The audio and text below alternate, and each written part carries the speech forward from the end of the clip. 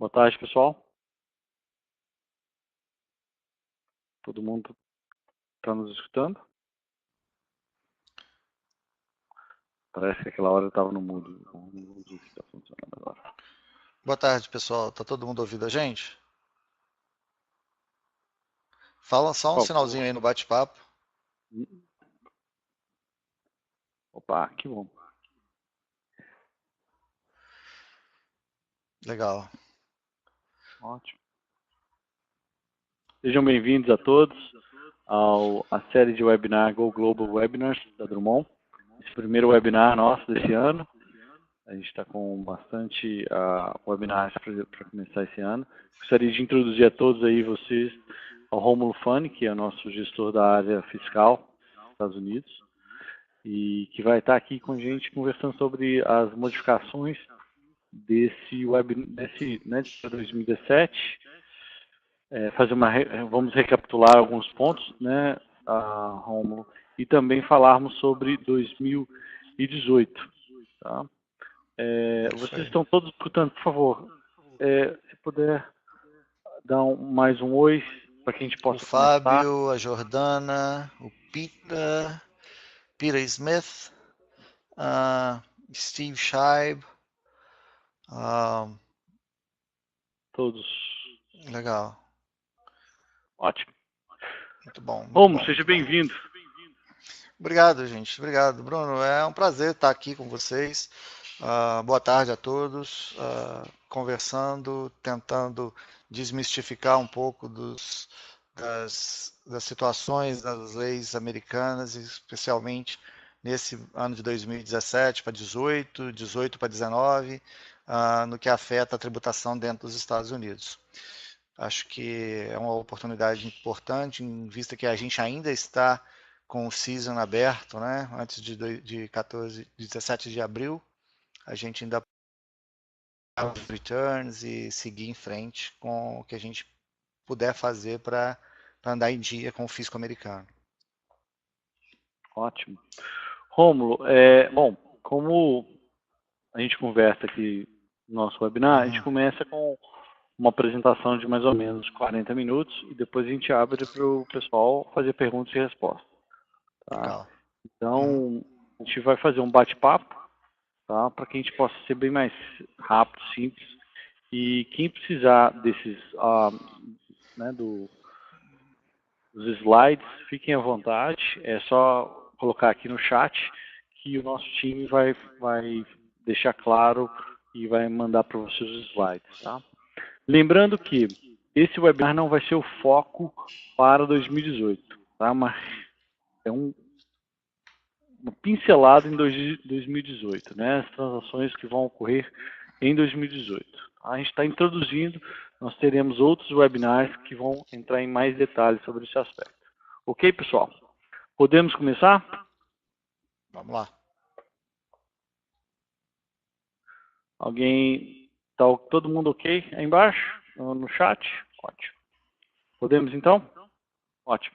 Além disso, no meu entendimento, esse webinar está sendo gravado, tá bom?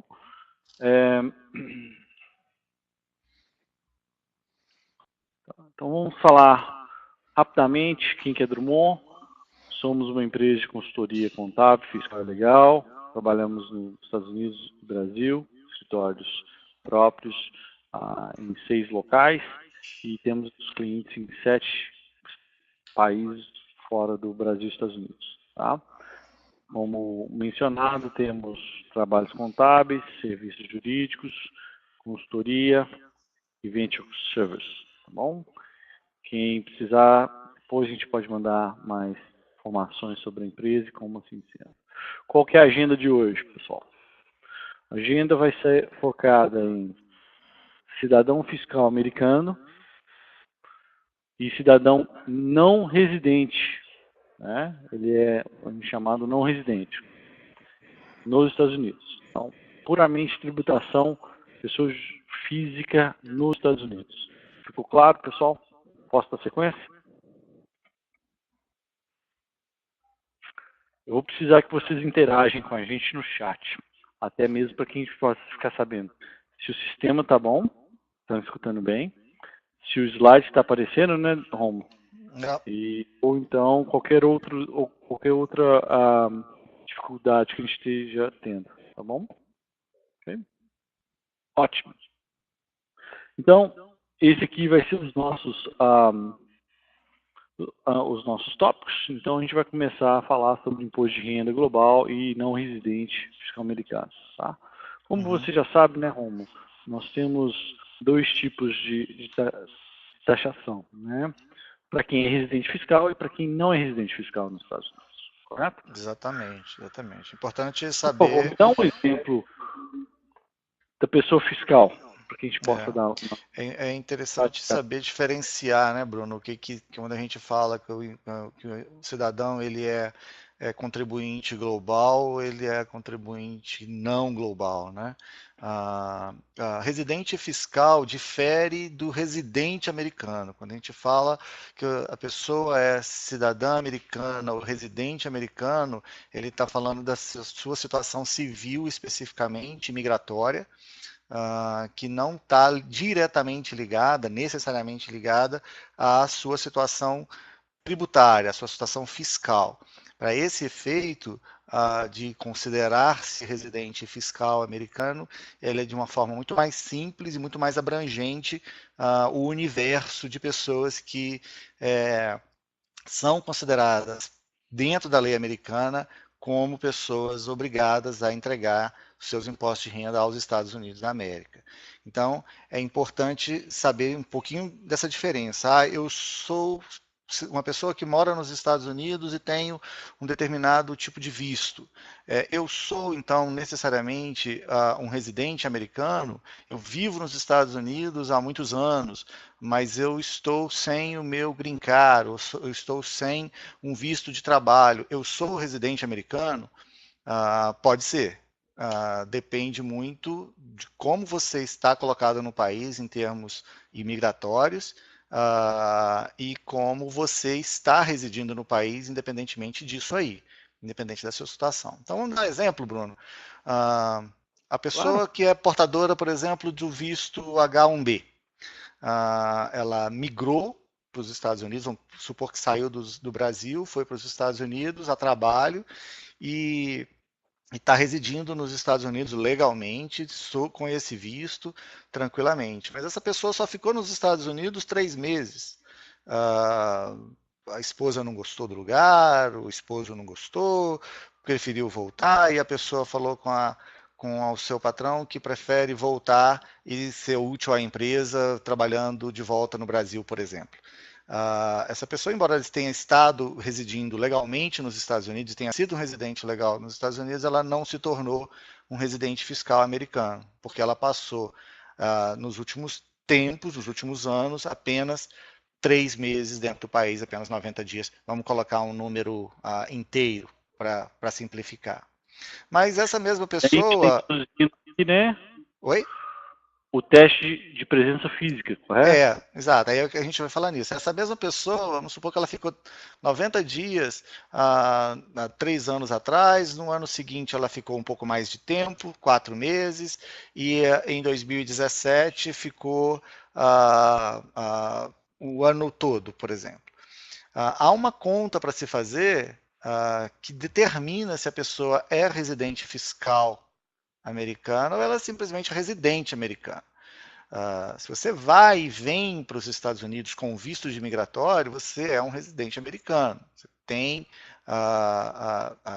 o direito de ir e vir e de estar no país pela sua situação migratória. Mas se torna residente fiscal quando você abrange, quando você entra dentro dessa regra que o Bruno está mostrando aí. E muito importante, né? 183 dias é o número-chave que determina se você é ou não é residente fiscal. Então, são todos os dias do ano corrente, mais Isso. 1/3 do ano anterior e 1/6 do segundo ano anterior. Isso leva em consideração todos os vistos que não têm exclusão do teste de presença.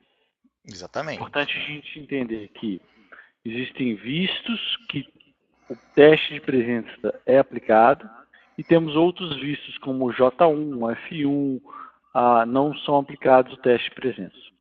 Okay? Exatamente, exatamente. É muito comum que a pessoa vá para os Estados Unidos como estudante, fica lá alguns anos e ela vai ultrapassar e muito os 183 dias, mas ela, por força do seu visto, que é um visto de estudante, ela não pode ser considerada residente fiscal americano. Então, ela vai sempre declarar o imposto como não residente. Importante lembrar, Romulo, que o processo de você ter o momento que você passa no teste de presença física, ele é retroativo na primeira entrada no país. Exatamente. Daquele ano. Exatamente. Tá? Naquele momento, até o final do ano, você vai ser global nos Estados Unidos. Exatamente. Isso leva a uma séria preocupação das pessoas, né? Porque às vezes a pessoa entra em janeiro, vai passar o Réveillon em Nova York, fica lá um período, alguns dias, volta para casa e depois volta para os Estados Unidos a trabalho, fica lá algum tempo a trabalho e pensa que não ultrapassou o período. Mas aquele dia que ela se tornou residente fiscal, se ela estiver lá na primeira entrada do ano, ela já vai começar a constar dali. Exatamente. E muito importante que muitas pessoas não levem isso em consideração, a exclusão do teste de presença pelo visto J1, F1, e na Receita Federal Americana tem um site que explica todos os vistos que tiram esses portadores do teste de presença. Não exclui o contribuinte de pagar ganhos de capital. Uhum. Ok? Isso aí. É isso então aí. vamos aqui, Rom, antes da gente continuar, nós temos aqui algumas perguntas. Como se identifica? Como e quem identifica a declaração de status de residente fiscal ou não? Existe um campo no 1040? Sim, não exatamente no 1040, Steve. Mas quando a gente está fazendo a declaração de imposto de renda da pessoa, há umas perguntas que se faz de quando que a pessoa entrou no país e quantos dias ela ficou. Então, ele não aparece no formulário, mas quando você está preenchendo a declaração, ele faz um quiz, né? Ele faz um questionáriozinho. Qual é o tipo de visto que a pessoa tem? Qual é a situação migratória dela? Quantos dias ela entrou no país naquele ano, no ano anterior ou no ano seguinte? Então, o próprio sistema de preenchimento da declaração, ele dá esse questionáriozinho para você responder e saber se você vai ser considerado ou não. E quem for residente fiscal vai fazer o formulário 1040. E quem não for residente fiscal vai ser o 1040-NR. Aí vamos supor, Steve, que você pensa que você não é residente fiscal. Eu não sou residente fiscal, vou fazer o NR, então, de não residente. E começa a preencher. E aí você vai se deparar com essas perguntas. Que tipo de visto, quanto tempo, no ano seguinte, no outro ano. Quanto tempo? Aí você vai colocar a quantidade de dias. E aí você descobre que você não podia fazer não residente, e sim residente fiscal, se você tiver ultrapassado 183 dias. Entendeu? Aí você tem que mudar de formulário, passar para o formulário 1040. É assim que funciona. Tem uma pergunta do Teotônio. A Ana fala sempre. Vamos responder Pode perguntar. Da Ana, Bruno. Sempre quem é J1 J1 ou J2 não é residente fiscal? Deixa eu mudar. O J1 e J2 são excluídos desse teste aqui. Pode haver rendas no J1 e J2 que você vai ser tributado nos Estados Unidos, mas não inclui a renda global daquela pessoa física, daquele contribuinte. Ficou claro? Vamos para a resposta do Teotônio. Isso ocorre mesmo com o visto de turismo anterior? Sim, se você entrar com o visto de turismo B1, B2, ele tem esse teste de presença aqui que nós estamos conversando. fato de ter um Não, uma última pergunta para que a gente possa andar no na sua A agenda, tá? Jordana, o fato de ter um Social Security e ITIN muda alguma coisa nessa proporção sobre residente fiscal? Não, não muda não, Jordana. Se você tem o social, se você tem o ITIN, não interfere no fato de você ter que participar do teste de presença ou não. O que influi é a forma que você está no país, o visto que você está no país. Ok, pessoal? Vamos dar sequência, Romo, Agora, conversar sobre... só talvez, Bruno, seja conveniente Fique à vontade. dizer que a pessoa que recebe o Green Card, no momento que ela recebe o Green Card, ela passa a ser residente fiscal americana, mesmo que ela não tenha ficado lá 180 dias, 183 dias, em momento nenhum anterior. A forma que ela está recebendo o Green Card dela... Pois não, Bruno? E é importante falar, no momento que você recebe, porque o visto, o Green Card não é um visto de permanência. É. Então ele não faz o teste de presença de residência fiscal, presença de É. substância de testes. Tá? Aquela pessoa que possui o Green Card, a gente chama de Adjustment of Status. A pessoa ajusta o status imigratório dela com os Estados Unidos. E nesse instante, a partir do momento que ela recebe o Green Card, ela já se torna automaticamente residente fiscal. Ah, mas eu recebi meu Green Card em setembro, dia 1º de setembro. Ótimo. Mas que dia que você entrou nos Estados Unidos? No dia 1º de setembro, você recebeu o Green Card quando você deu entrada no país, lá na porta, na imigração? Ou você esteve nos Estados Unidos em janeiro, por exemplo? Se você esteve no país em janeiro, recebeu o Green Card somente em setembro, você se torna residente fiscal no primeiro dia que você esteve no país naquele ano. Então volta lá para janeiro a sua residência. Tá? O cidadão americano automaticamente é residente fiscal do país, concretamente falando. Então, se ele recebe a cidadania, porque antes era detentor do Green Card, ele, quando tinha o Green Card, ele já era um residente fiscal e continua sendo na cidadania. Mas esse aspecto do recebimento do Green Card é um aspecto importante que vale a pena pensar e considerar. Como Tá. verifico se sou residente fiscal? Pergunta e depois... Você verifica, Teotônio, contando isso. Vamos supor, nós estamos no ano de 2018, fazendo o imposto de renda de 2017, né? Ano base 2017. Nos Estados Unidos a gente diz que está fazendo os tax returns de 2017. Você vai contar todos os dias que você ficou. Vamos supor que você tem um visto B1, B2, ou um visto L, qualquer que seja ele, tá? Ou O, ou B1, ou H1B, qualquer desses vistos que não são excludentes, tá? Você conta todos os dias que você ficou no país em 2017, coloca numa tabelinha ao lado, escreve esse número lá. Pega a quantidade de dias que você ficou em 2016 e divide por 3. Tira 1/3 da quantidade de dias de 2016. E pega a quantidade de dias que você esteve nos Estados Unidos em 2015 e tira 1/6 dessa quantidade total de dias. Faz a somatória do resultado de cada uma dessas contas. Do total de 2017, 1/3 de 2016 e 1/6 de 2017, de 2015. Se a soma total desses dias chegarem a ser igual ou superior a 183, você se tornou um residente fiscal americano. Tá bom? Isso é o dado importante para saber o que é residente fiscal. Agora o Bruno vai falar aí a questão das consequências de ser um residente fiscal americano. Tá. As consequências a gente vai ter que fazer o imposto de renda global, correto? Incluindo rendas no Brasil, Estados Unidos, e rendas passivas, ou no Brasil ou em qualquer outro local. Né? Além disso, vamos ter que fazer relatórios FATCA e FBAR para a pessoa física. É importante a gente entender. Esses formulários, são formulários de demonstrações, são obrigações acessórias nos Estados Unidos.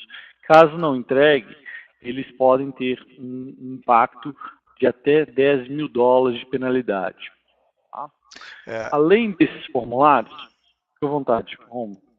Não, é que ele tem uma multa, uma penalidade pesada aí se você não corresponde a isso. O que você precisa saber para você entender o que é o FBAR e o FATCA? O FBAR, assim como o FATCA, ele relaciona. Isso são documentos que fazem parte do fato parte da sua declaração quando você se torna um residente fiscal americano, porque você passa a ser global. Muita gente não sabe disso. Muita gente se torna um residente fiscal americano, não sabe a diferença que é ser residente fiscal e por isso mesmo não se dá conta que ela continua mantendo investimentos, continua mantendo uma vida de rendimentos fora dos Estados Unidos e acha que porque reporta no seu país de origem, não precisa reportar para o governo americano. E isso não é verdade. No momento que você passa a ser residente fiscal, você tem a obrigação de mostrar para o governo americano todas as seus investimentos, os ativos financeiros globalmente. E eles vão nesses dois formulários aí, o FATCA e o FBAR.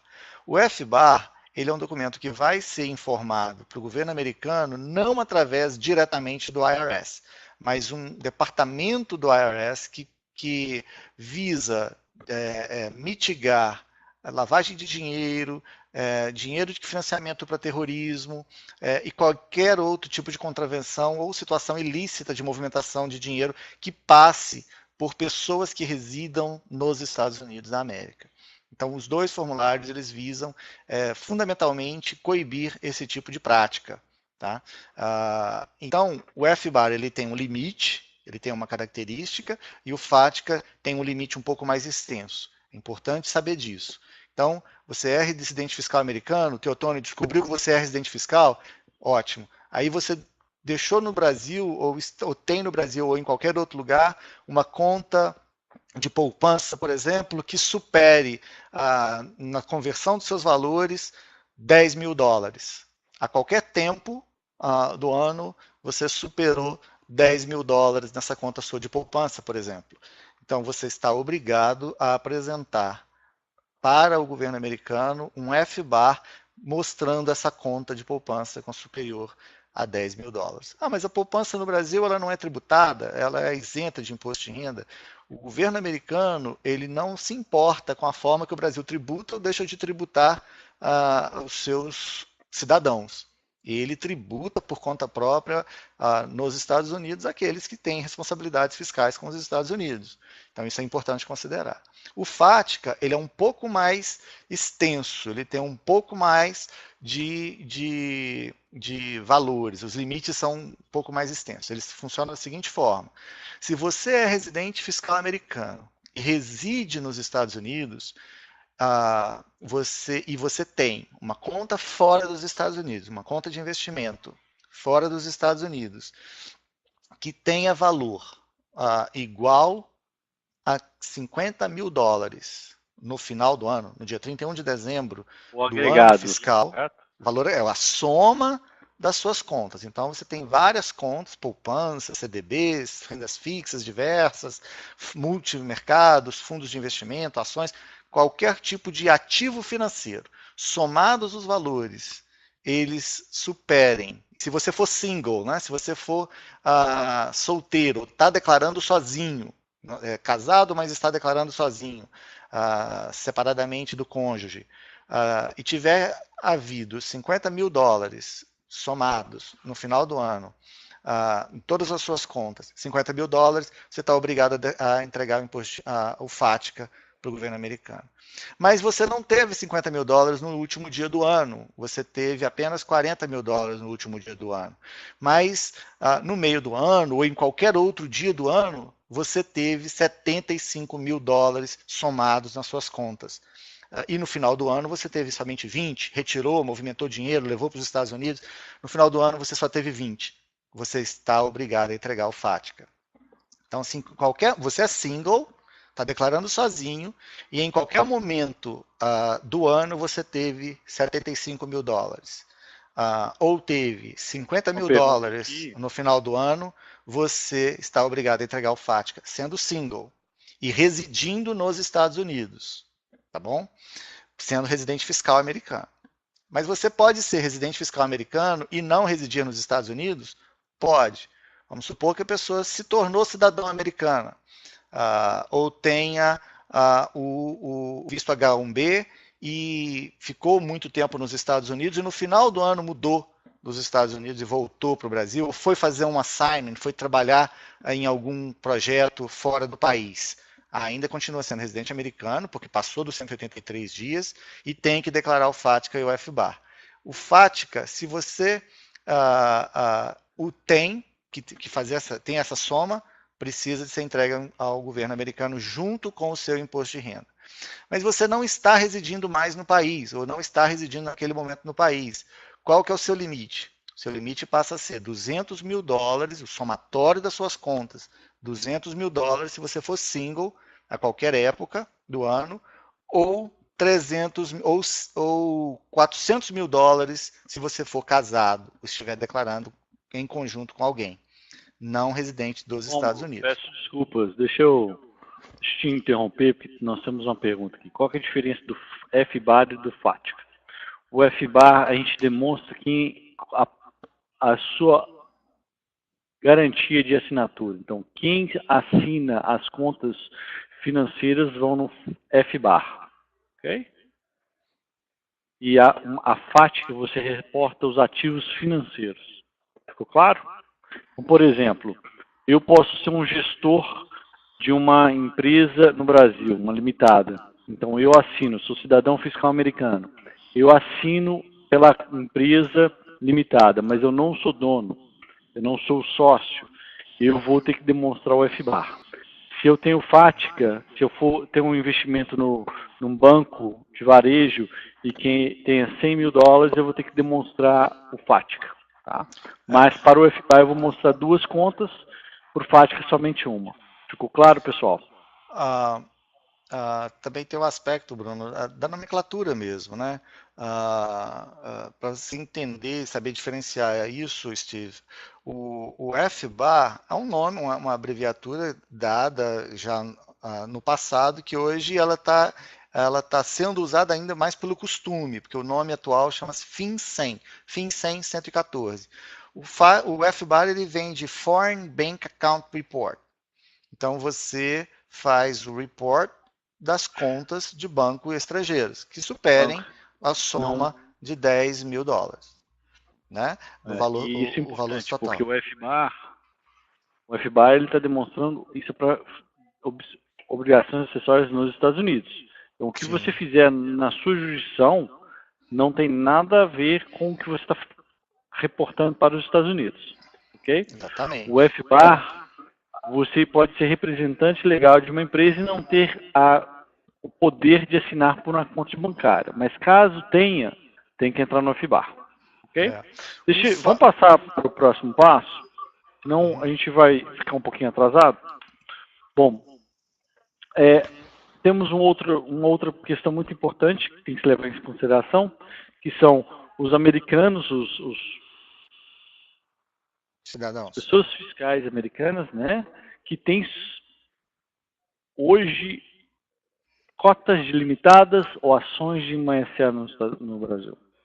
E que quando recebem numerários dessas empresas, tem que reportar essas transações no imposto de renda global americano. Tá? Então, isso é importante. Vocês têm que ficar atentos a esse ponto, tá? Que muitas vezes os dividendos no Brasil, sendo recebido os dividendos, você vai pagar imposto novamente nos Estados Unidos, e é importantíssimo você fazer um trabalho de planejamento de como tratar essa renda, já que você tem condições, em alguns casos, de usar o crédito caso seja aplicado, e em outros não, né? Então é importantíssimo a gente observar isso. E qualquer tipo de investimento ou renda que você pague no Brasil, que você receba no Brasil e que paga um imposto de renda no Brasil, exceto se você investir numa SA, você tem a capacidade de usar o crédito fiscal pago do imposto de renda no Brasil para o imposto de renda americano. Ficou claro? Há um Dessa coeficiente que se maneira você não tem que aplica. pagar imposto. Há um Isso. coeficiente que se aplica para você aproveitar o crédito do que você pagou, né, aquele imposto que você pagou no Brasil, dentro do que está sendo cobrado nos Estados Unidos. Importante é só considerar, pessoal, que os Estados Unidos, os brackets, né, as alíquotas, elas são, em muitas situações, superiores ao do Brasil. Então, muitas vezes você tem que fazer uma diferença aí de tributação para que você fique ok com os Estados Unidos. Então, você, então eu pago duas vezes? Não. Você paga no Brasil a sua parcela, a sua parte, e se porventura a alíquota que você, daquele investimento, daquele dividendo, daquela situação que você tem nos Estados Unidos, dividendos não, porque nos dividendos no Brasil você não paga, mas nos Estados Unidos ele vai ser reportado. Então, a alíquota que você couber ali, você vai fazer a diferença. Tá? O que o Bruno colocou muito bem, lembrou muito bem, é que compensa sempre, se você é dono de uma empresa, tem uma participação societária, importante você fazer um planejamento tributário, um planejamento fiscal, para que você possa se adequar às situações dentro dos Estados Unidos que previnam você de maximizar a sua responsabilidade fiscal e assim diminuir o seu imposto. Só para responder a Jordana, o fato, Jordana, de você fazer declaração de saída definitiva do Brasil não exime você de apresentar essas declarações acessórias nos Estados Unidos. Você pode fazer a saída definitiva, manter seus investimentos no Brasil e continua com a obrigação de declarar nos Estados Unidos normalmente esses documentos, tá? Ótimo. Então, vamos falar sobre prescrição, né, Romulo, que é importante. Porque imposto de renda prescreve somente quando 3 anos depois que você emitiu o imposto de renda, correto? A partir de 2010. Se você emitiu o imposto de renda depois de 2010, ele vai ter 3 anos no momento da emissão, porém tem uma vírgula. Ele tem que estar completo. E se você, por acaso, faltar os formulários FATCA ou FIBAR, o 5471 e 5472, eles o imposto de renda é visto como um imposto de renda incompleto. Então ele fica em aberto para qualquer tipo de auditoria. E não prescreve. Então, não prescreve. Okay? É muito importante isso, pessoal. Nós observamos na nossa prática que muitos dos nossos clientes não fazem os impostos de renda completos e aquele imposto de renda sempre fica aberto para avaliação junto da Receita Federal Americana. Okay? E muita gente então, fala assim, né, Bruno? Mas qual é o problema? O que acontece? Como é que o governo americano vai saber que eu tenho uma conta no Brasil ou que eu tenho uma empresa que eu participo dela? Como é que o governo vai saber se eu nunca falar nada? Pode saber. Eventualmente, o governo pode saber, porque as receitas federais e os bancos centrais dos dois países têm um acordo de cooperação e eles cooperam. Mas é muito azar a pessoa pensar que vai ser fiscalizado.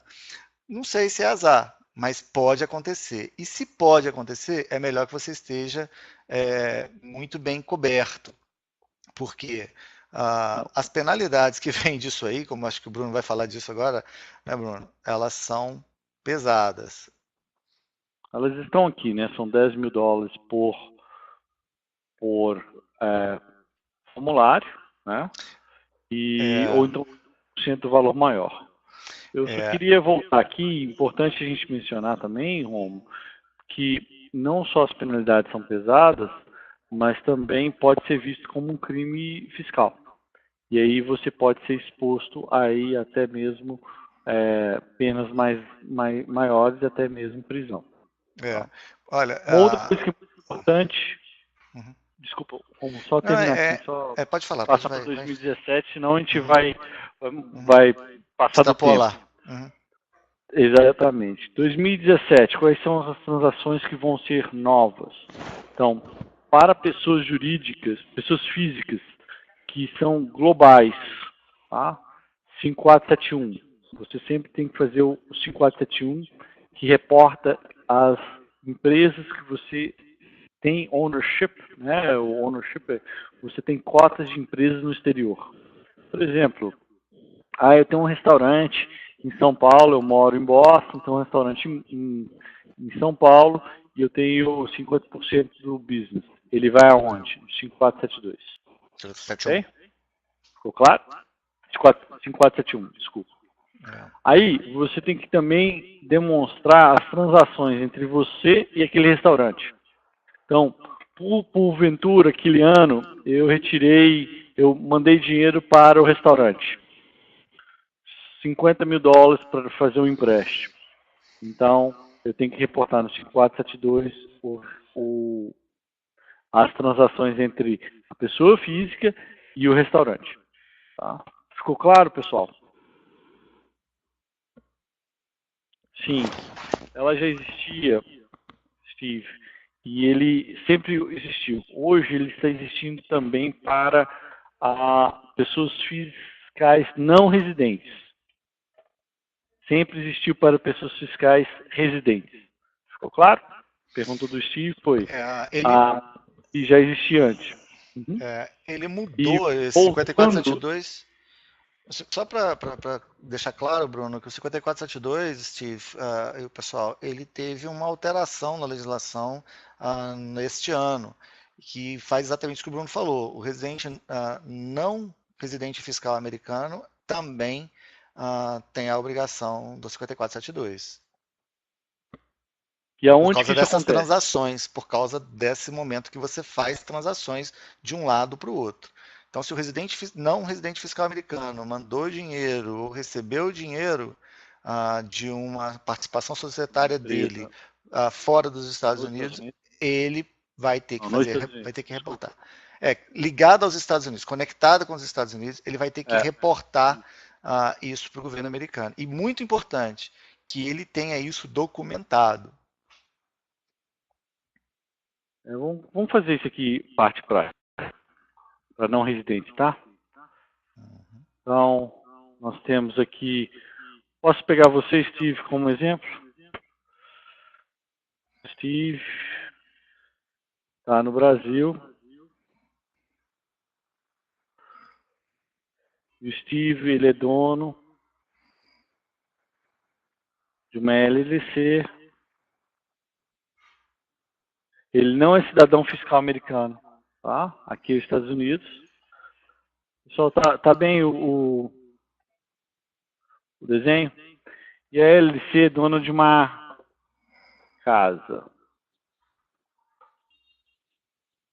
Ok? O Steve é 100% dono. Ok? Então, o Steve, ele vai fazer o formulário. Se essa empresa for tratada como uma pass-through, ele vai fazer o formulário 1040NR. Vocês devem ter bastante amigos que tenham esse caso, que foi comprar um apartamento ou investir numa casa em Orlando, Boston, Miami, Nova York, onde for. E esta pessoa, Steve, vai ter que declarar transações no 5472.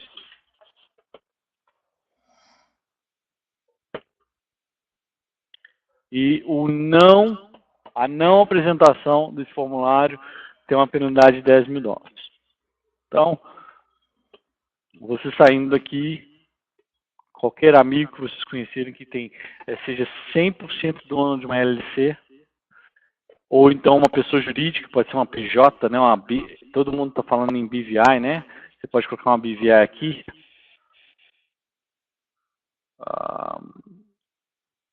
Essa BVI seja 100%, essas BVI também precisam fazer 5472. Esse ano, 2017. O que não fazia no ano de 2016. Ficou claro, pessoal? Por favor, eu preciso de vocês. Tá. Então, quem tiver amigo que comprou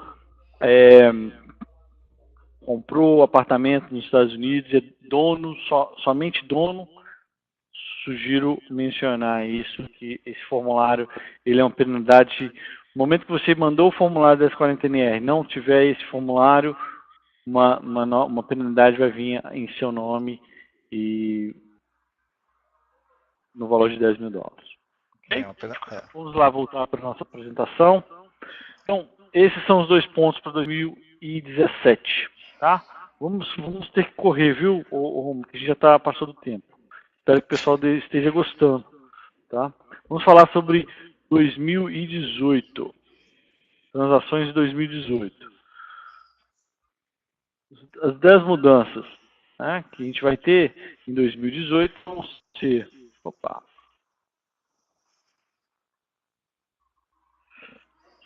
Ajuste da tabela de pessoas jurídicas, tá? Então a alíquota vai ser flat, não vai existir mais uma alíquota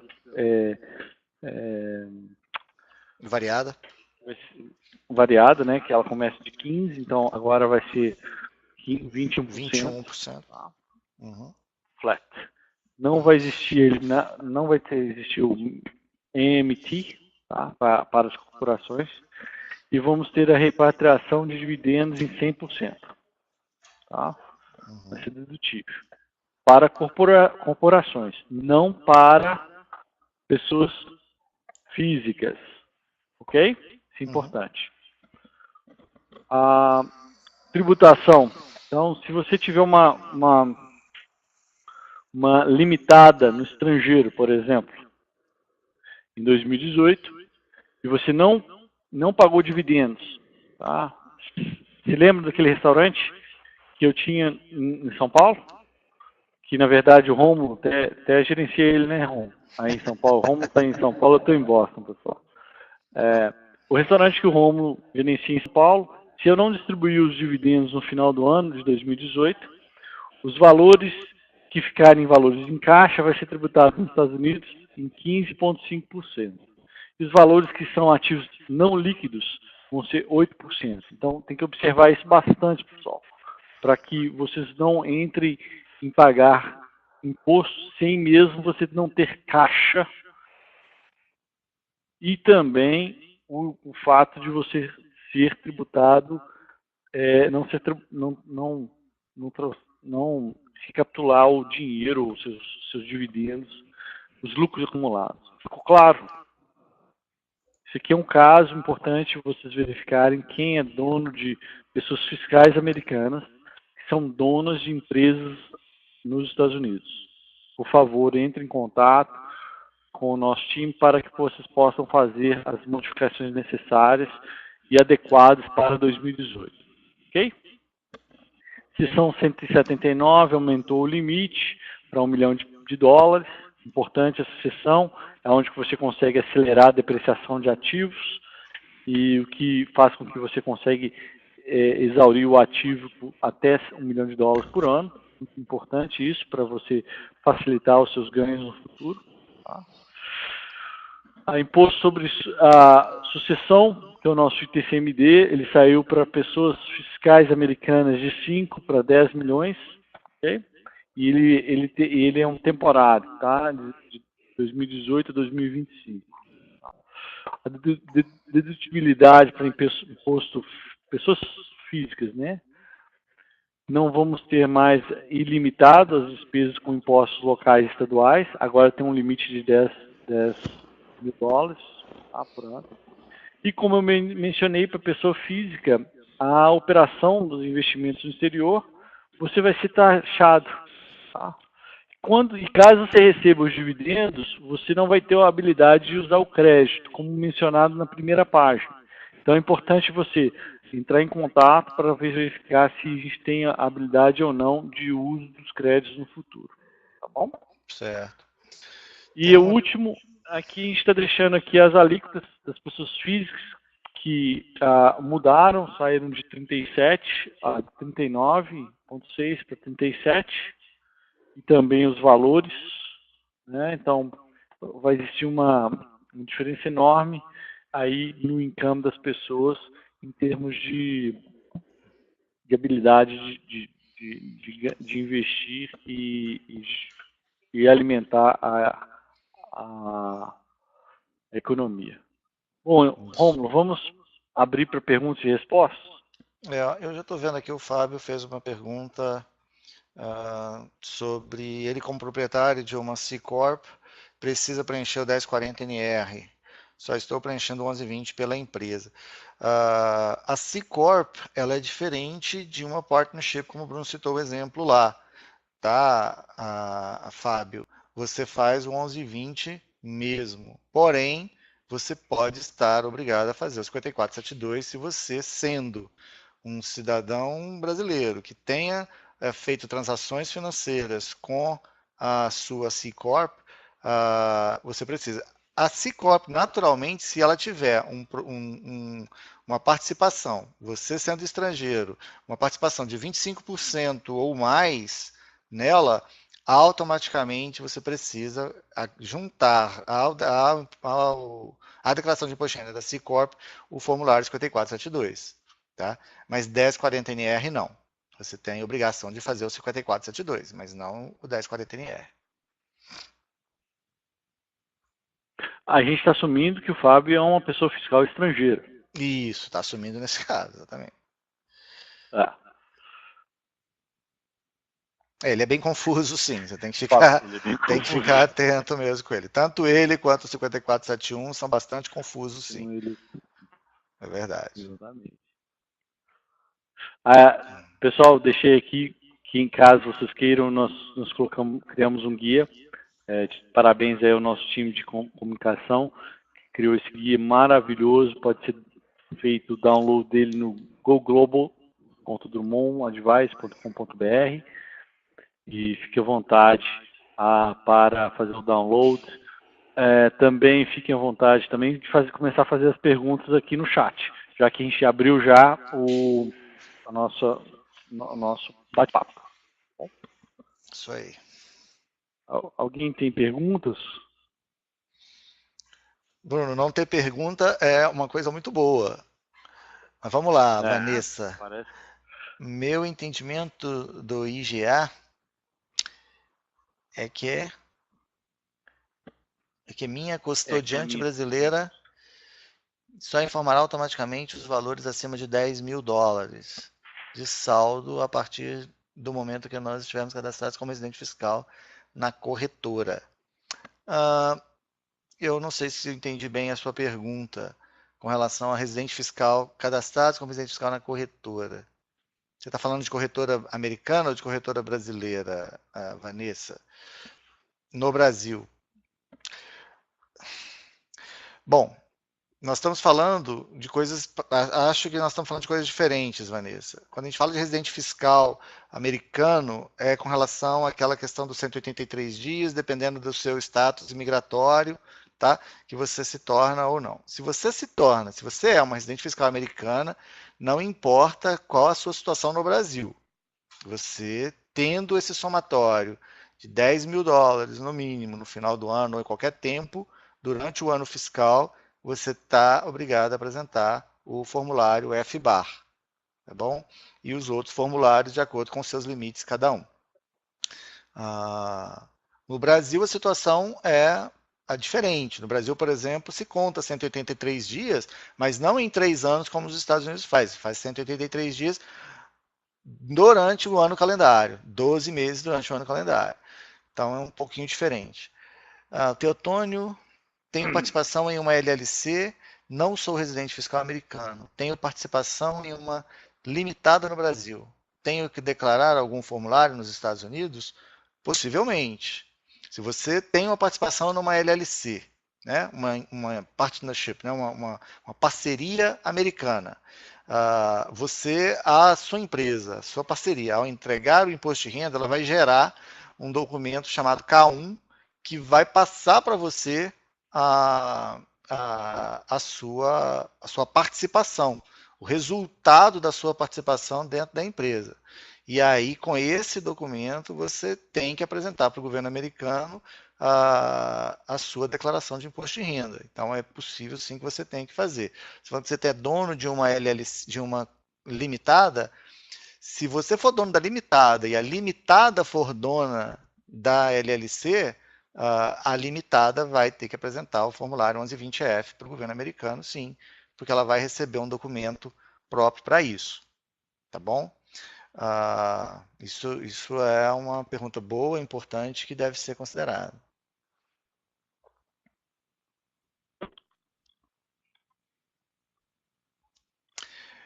O Banco Uma pergunta Brasileiro... importante que foi... Deixa eu responder a Vanessa. Uhum. Os bancos reportam para os Estados Unidos e, eventualmente, o contribuinte reporta para a Receita, né? E se a Receita não encontrar o link, ela pode iniciar uma penalidade tanto para o banco quanto para o contribuinte final. Por isso que, se o banco não reporta, ele vai sempre ter um departamento de compliance para verificar se você virou ou não um cidadão fiscal brasileiro. E isso muitas vezes acontece pelo fato do seu CPF ter a saída definitiva. Ok? Isso mesmo. Rômulo, não existe vínculo entre a LLC e a limitada, nas quais participo. Tudo bem, então é você mesmo, né? Você que é o dono, né, Teotônio? Então você tem que apresentar o 1040-NR, sim. Okay. Temos aqui O uma Steve pergunta. fez uma pergunta. Vamos fazer um seminário semelhante tratando a situação fiscal do Brasil para brasileiros residentes nos Estados Unidos? Brasileiros... Semelhante tratando a situação fiscal no Brasil para brasileiros residentes nos Estados Unidos. Se a gente vai fazer um seminário, o assunto é bastante abrangente, de fato. Nós, nesse momento, a gente está focando nos Estados Unidos, mas, para a sua informação, Steve, o Brasil tem uma legislação que é bastante rigorosa sobre esse aspecto também. Tá? Então, se você é cidadão brasileiro, reside nos Estados Unidos, fique atento ao fato de você estar declarando no Brasil a sua imposto de renda, se você não tiver feito saída definitiva. Tá? Se tiver feito, não há problema, você não perde a obrigatoriedade de apresentar a declaração de imposto de renda no Brasil, mas não perde com os Estados Unidos. Tem que reportar todas as coisas que você tenha fora dos Estados Unidos. Então a gente costuma dizer sempre, se você é cidadão americano, todos os seus ativos financeiros, os seus investimentos fora dos Estados Unidos precisam ser somados e avaliados se você tem alguma obrigação acessória a mais com o governo americano. Tá? Okay. Ficou claro? Steve?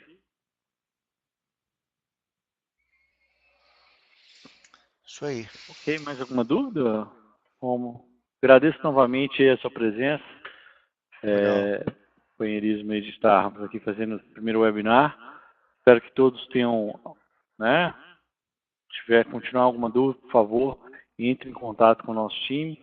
Vai ser um prazer em responder e ajudar todos vocês. E fiquem à vontade, tá bom?